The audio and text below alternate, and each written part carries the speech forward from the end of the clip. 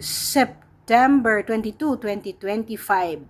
Let us give credit to the tactical mastermind or strategic mastermind sa Marcos administration. Di ba walang kwenta, walang nangyari sa kasisigaw nyo. Ang mga supposedly binayaran na nagbabato ng mga tubig sa mga pulis ay hindi rin nagmaterialize to ignite. Bakit? Because, in fairness, talagang walang isang Duterte na leadership na naglilid doon sa entablado. If and when doon sa Davao ang spiritual at prayer rally was to free Tatay Digong, and alam ng mga Duterte na walang kahihinatnan ang mga protest na yan dahil whether you like it or not, the narco leadership is back in the Philippines. Ang lahat ng mga radical na militant groups are already bought. Nabili na po sila, nabayaran, kaya yung normal na nag-iignite na anger ay hindi po talagang nagmamanifest. So, yung mga nakikita natin na nag-uudyok, paresignin na, walang mangyayari dyan. So, not unless a funding to the effect to ignite the masang Pilipino to change leadership, wala pong mangyayari sa mga rally na yan. Why? Because all the narco and drug syndicate will not allow Duterte to sit down kasi matatapos po ang kanilang negosyo ng droga sa Pilipinas. So, let us just wait and see dahil ang mas nakakarami po ay tayong maliliit na mga Pilipino.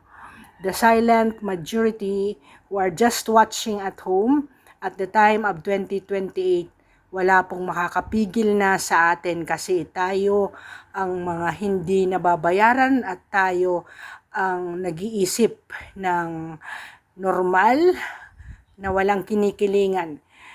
Whether we like it or not, wala talagang makakapares sa pagiging leader ng isang Duterte. So, let us wait and see. I think that was the end of it. Alam ng mga tao na ang people power ay walang kahihinatnan kung hindi. Let us salute to the policemen and the military na hindi pa sila nagde-decide to join. Actually, si Ramos at saka si Enrile noon, nag-decide lang nung talagang hindi na nila mapigilan. It would take one dead leader for people to really ignite their anger. Mientras wala pang patay, ang mga Pilipino ay hindi yan aaklas ng wagas or bonggang-bongga. Wika nga. So, yeah, walang mangyayari. Yung mga Senate hearing, kasi mga sapsap lang naman ang iniimbestiga, hindi na rin nag-head si Marcoleta na ang gusto talagang mailagay doon sa jail ay yung mga talagang malalaking barakuda ay abay nag-resignan na at si Saldico nag-make na ng kaniyang statement that he will not return home.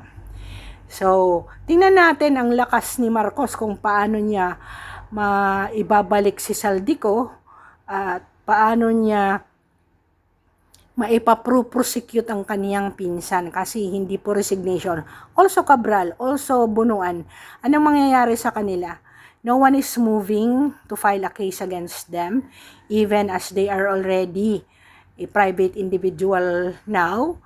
So, di ba walang mangyayari sa Pilipinas kasi wala pang ganun tayo kapasensyoso. And tama naman yun wala na. Sistema na lang ang ating mangyayari. Ewan ko nga, di ba? Ewan ko yung sistema na yan kung makorek nga ni Marcoleta. Nag-iisa si Marcoleta eh. So the others, I would just see them. Palimpali yung ibang mga senator dyan. Di ba? Pali-pali ang mga senator dyan at hindi ako naniniwala na hindi yan nabibili at hindi yan nagto-turn quotation. Kaya bibigyan niyang position, bibigyan lang yan ng mga kung anong pabor to still stay in the administration. Thank you for watching, and yeah, like you, ako po ay dismayado at alam kong walang mangyayari kahapon sa mga protesta na yan.